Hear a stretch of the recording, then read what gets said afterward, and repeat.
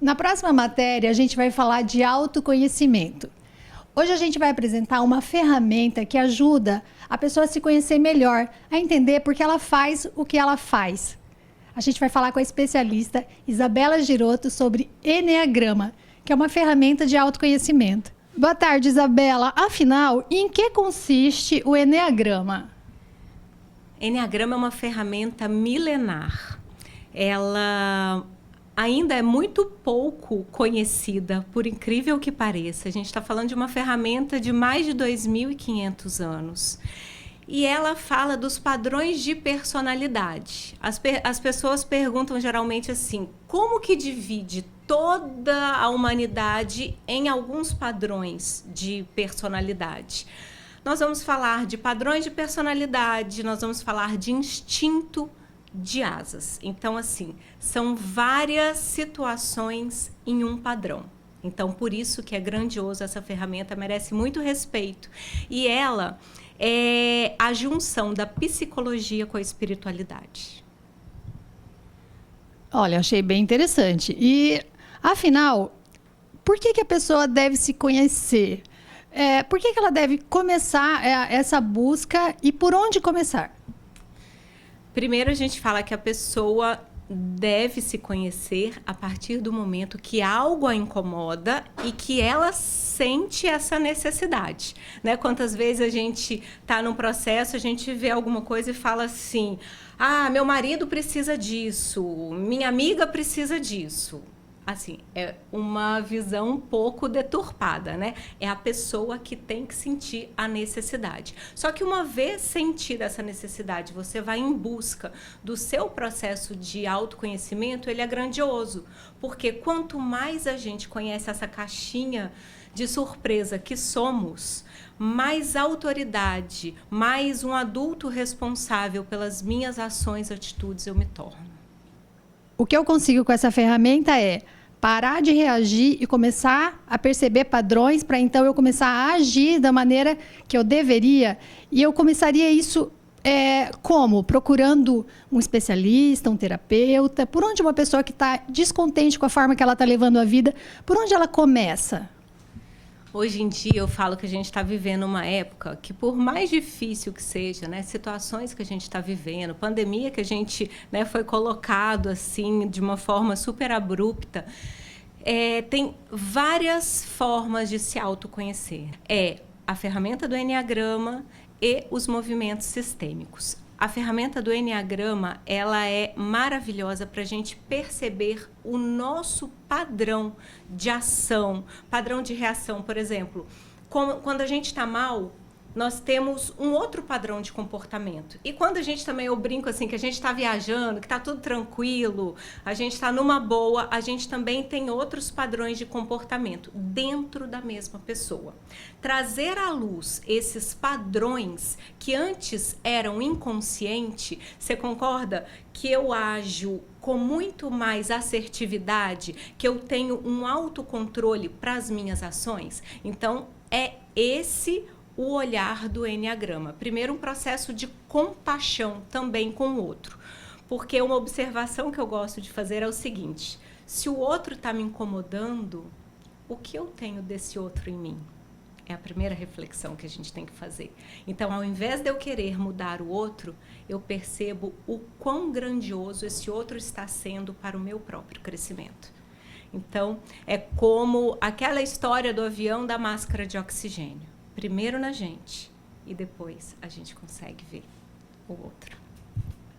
Isabela, você disse, então, a pessoa ela revela diferentes padrões dependendo das situações. Você disse que numa viagem a gente está bem, no dia a dia às vezes a gente está explosivo e reativo. Então seria o quê? Personalidades diferentes dentro de uma mesma pessoa? Comportamentos diferentes, né? Dentro do processo do Eneagrama, a gente não muda o nosso padrão de personalidade. Como aparece, como manifesta essa personalidade? Da gestação aos 3 anos de idade, algo acontece ali de forma percebida e aquilo fica no inconsciente. A gente vai falar que é a dor da criança ferida. E ali, a partir da minha vida, é como se eu entrasse. Eu gosto de brincar que Enneagrama é uma casa de 9 quartos, e aí eu entro para o meu quartinho. Naquele quarto, as minhas ações do dia a dia, naturalmente, instintivamente, ela é um padrão daquele ponto de vista, daquela dor inconsciente da criança. E aí se materializa o padrão de personalidade. Então, ela é única, ela é o nosso padrão. Você muda de personalidade?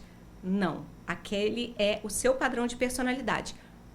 Como que eu faço, então? A gente evolui, a gente torna consciente aquele padrão e te liberta daquele quarto. Você disse que a pessoa, ela se manifesta a personalidade dela, né? Já nasce com uma personalidade.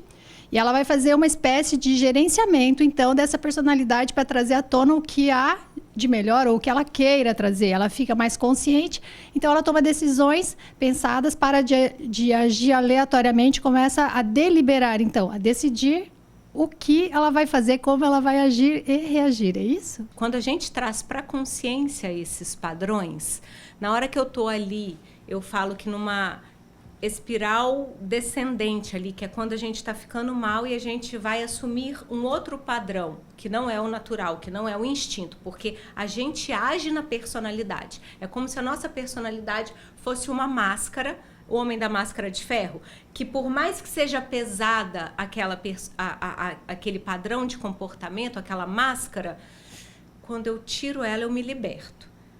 Mas eu tenho que ter toda a honra porque foi ela que me trouxe até aqui. Em todas as situações da nossa vida. No instinto, é ela que vai predominar.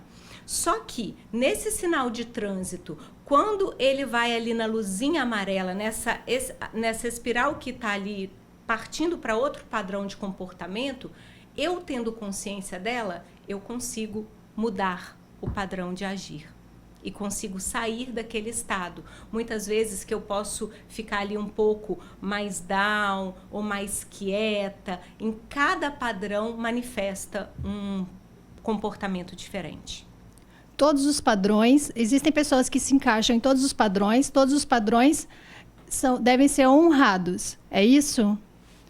Cada pessoa tem um padrão específico. Nós duas podemos ter o mesmo padrão de personalidade, né? A gente honra esse padrão. Só que nós somos o Enneagrama todo. Só que a gente vai para um quartinho e assume só aquele padrão. Então, conhecer do Enneagrama é uma ferramenta que ela te liberta do quartinho.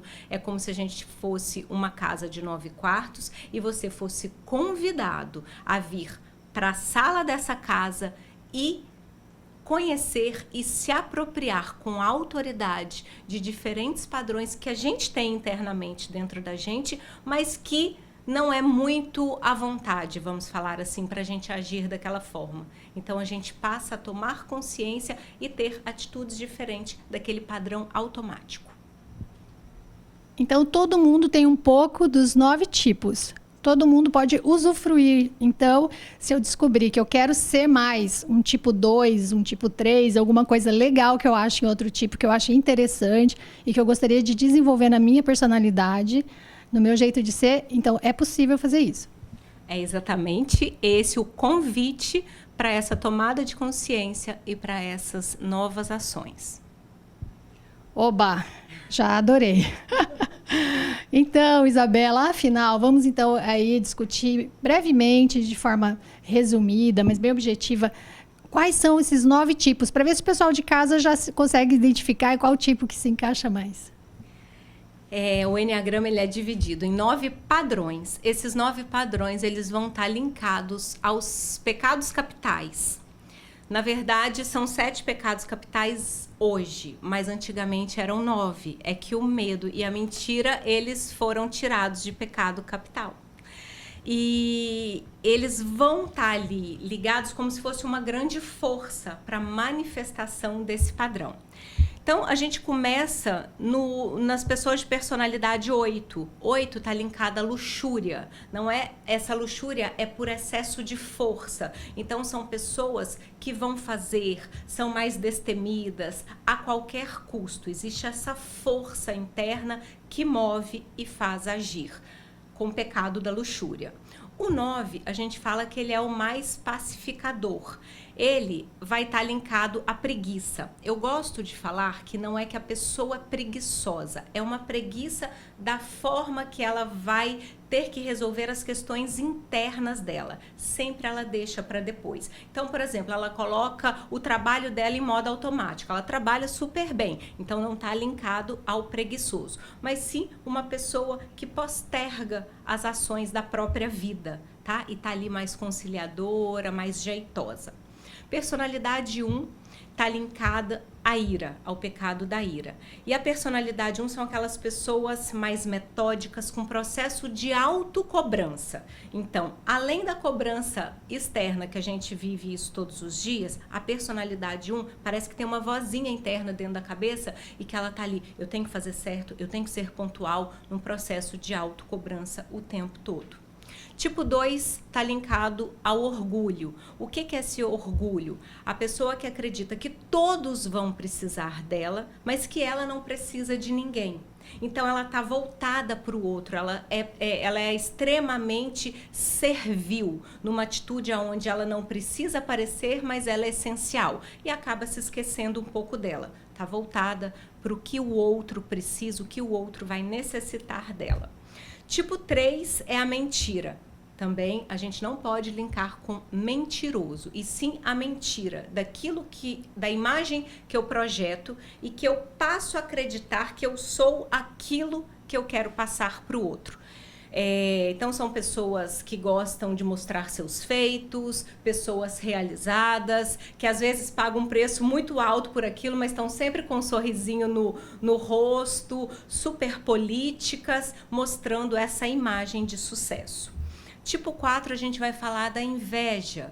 E não é a pessoa invejosa, mas sim uma inveja que eu sinto das conquistas do outro que eu gostaria de também conquistar. Então, aqui eu gosto de falar que as personalidades aqui de cima que a gente já percorreu, elas são numa energia mais para fora. Quando a gente chega nas personalidades 4 e 5, a gente vai baixando um pouquinho. Então, aqui tem um certo grau de inferioridade que a pessoa sente, uma baixa estima, que a gente tem que trabalhar um pouquinho nesse olhar.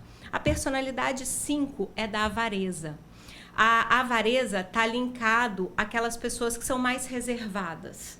Às vezes a gente acredita que a pessoa tem que estar numa mesa de almoço, tá ali todo mundo interagindo e de repente ela sai um pouquinho daquela situação e a gente fica incomodado. Será o que eu fiz? Não, as pessoas tipo 5 têm essa necessidade de se sentirem mais reservadas, então elas tem esse castelinho próprio. A personalidade 6, nós vamos falar do medo. Não é que a pessoa é medrosa, é um medo que paralisa e aí esse medo impede a pessoa, às vezes, de conseguir, porque na cabeça deles é assim, não é se vai dar errado, é quando vai dar errado. Então, é uma pessoa que às vezes procrastina, começa várias coisas e muitas vezes não termina, porque ela acaba sendo paralisada por tantas questões internas na cabeça dela. E a personalidade tipo 7 está relacionada à gula. Então, são aquelas pessoas mais felizes. Muitas vezes a gente até brinca assim, que falta até um pouquinho de noção, porque ela está sempre querendo fazer algo, sempre com um olhar super positivo, porque ela tem uma dificuldade muito grande de lidar com a dor. Muito interessante, então. Então, por exemplo, se eu sou sua paciente e eu chego aqui e descubro o meu tipo com você, a partir disso, o que eu faço? Qual é o próximo passo? Quais as atitudes para eu, então, melhorar e performar melhor na vida?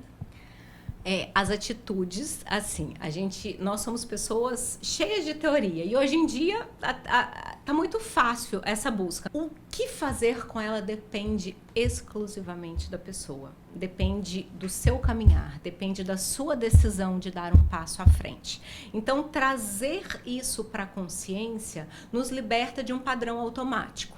Uma vez que eu estou liberta de um padrão automático, eu posso ter diferentes formas de agir muito mais construtiva para mim, para as minhas ações. Uma vez que eu estou que eu me conheço completamente, uma vez que eu estou segura das minhas ações, uma vez que eu sei quem eu sou, eu melhoro para mim, eu melhoro para o outro, eu melhoro no ambiente de trabalho. Então, isso é uma infinitude de questões de relacionamento, um olhar para o filho, um olhar para os nossos pais, enfim, tudo isso fica muito claro e fica mais fácil da gente lidar, que a gente fala que é o processo de compaixão. Mas e aí? O que eu faço com isso? Você vai ter uma ferramenta onde você vai se reconhecer, como eu gosto de falar, como se fosse numa autópsia. Você vai ter os seus caminhos de crescimento, de saber acessar tudo isso. Uma vez que isso tudo vem para a consciência, é óbvio que não é rápido, é num processo que a gente vai construindo todo esse olhar, mas a mudança, ela só depende de você. Mas mesmo assim, o Enneagrama ele oferece ferramentas de mudança, ele propõe metodologias, rotinas, ou só identifica e pronto, olha, você é o tipo tal, essas são suas forças, essas são suas fraquezas, ou ele propõe, então, ferramentas de mudança? Ele propõe as ferramentas de mudança. Isso a gente faz com muito cuidado. Tipo, eu gosto de falar que é como se fosse uma plantinha, né? Ela vai nascendo tudo aquilo dentro de nós. Algo que já existe, mas que está ali um pouquinho despercebido por nós mesmos. Então, nós vamos ter ferramentas para que isso seja mais fácil e que eu possa usar isso em diferentes áreas da minha vida. O Enneagrama, ele utiliza quais abordagens assim, para fazer essa detecção da personalidade? Seriam questionários?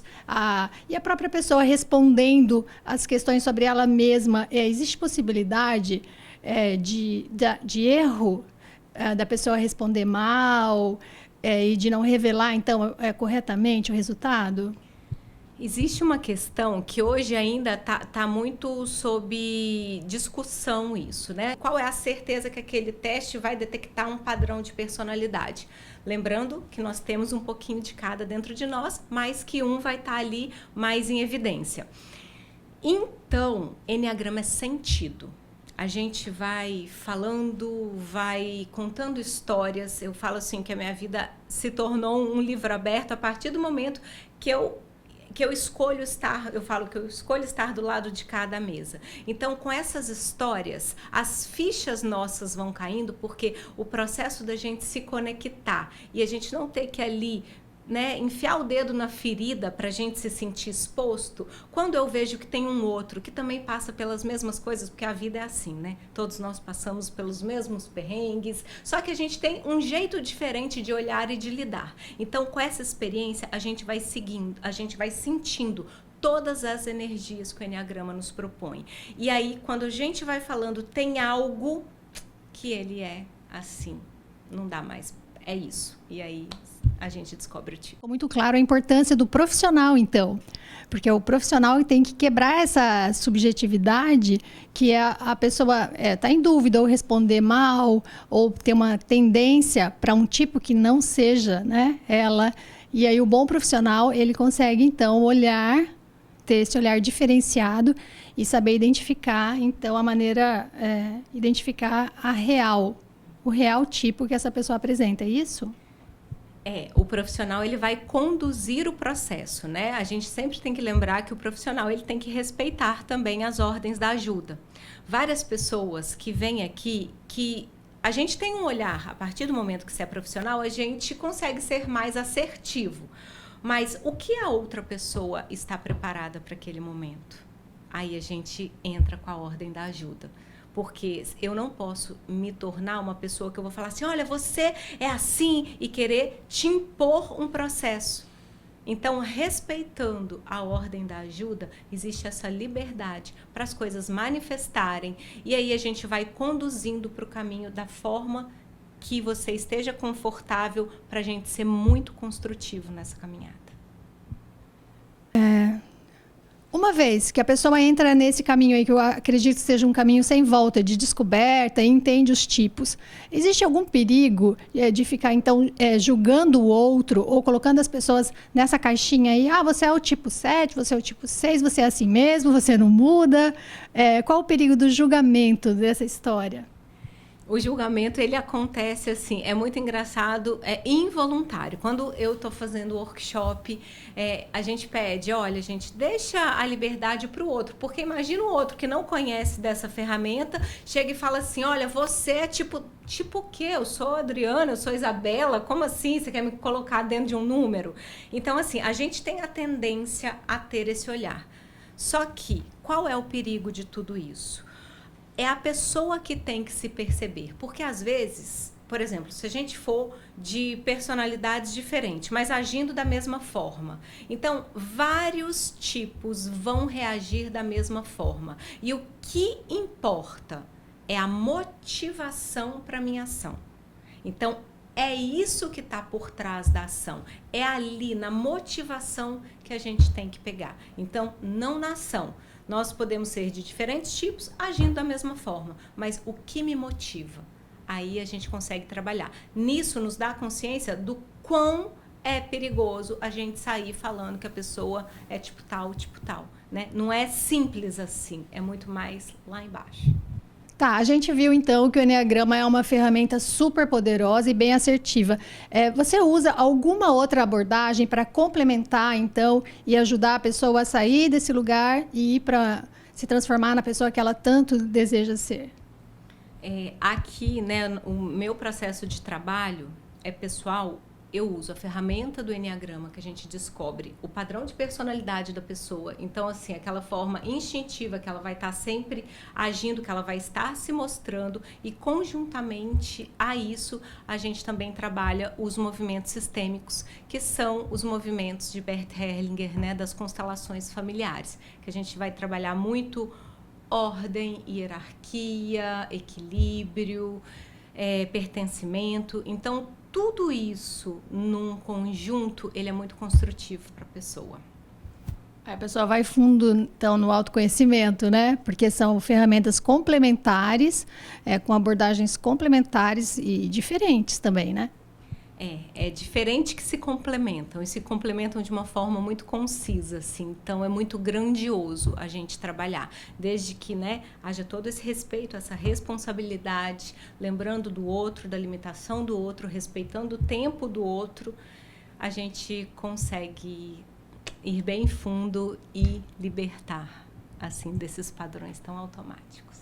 Só para complementar, já que nosso tempo está acabando, só para encerrar, aí você falou de tempo, né? Leva mais ou menos quanto tempo para a pessoa conseguir complementar esse ciclo de descoberta? Eu gosto de falar que nós somos seres eternamente verdes, né? Eu acho que a gente nunca vai estar completo. Até porque quando a gente já estiver completo, eu acredito que a gente volta para contribuir com esse todo. Então, na nossa vida, nós sempre vamos ter questões a ser trabalhadas e buscar. No nosso processo aqui de tomada de consciência, de ver um novo padrão, eu criei o processo da mentoria aqui comigo e a gente percorre ele por 7 semanas. Então, é uma vez por semana, 1 hora, e aí a gente vai ali fazendo essa grande caminhada, mas ela não acaba nunca. O processo, então, não é demorado, ele é rápido e as descobertas devem valer muito a pena. O investimento, agora vamos falar do investimento. É possível? É muito caro se conhecer, Isabela? Ah, claro que não. Assim, eu não vou falar da minha situação aqui, gente. Questão de valores, isso tudo é conversado. Mas eu acho que o processo da gente se permitir, se conhecer, se adentrar, é algo que não tem preço, né? Porque uma vez que eu estou ali me percebendo, me valorizando, isso daí vai desenvolver para tudo que eu for fazer, para onde eu estiver, isso vem junto comigo, é uma questão pessoal. Mas claro que é possível. Hoje é muito fácil, tem tem internet, tem livros e todo mundo consegue, né, buscar um pouquinho de autoajuda. caro mesmo é não se conhecer. Caro mesmo é ficar no escuro, né? Gente, foi um prazer receber você aqui, Isabela. Fiquei muito feliz. Espero que as pessoas tenham curtido e consigam aí dar um passo no encontro do próprio eu. Eu que agradeço, e sempre é um prazer falar de algo que transformou minha vida, né? Eu falo que esse processo aqui hoje que eu vivo, inclusive a linha é a primeira linha desse meu novo parágrafo. Então, é maravilhoso. Eu que agradeço e foi um prazer.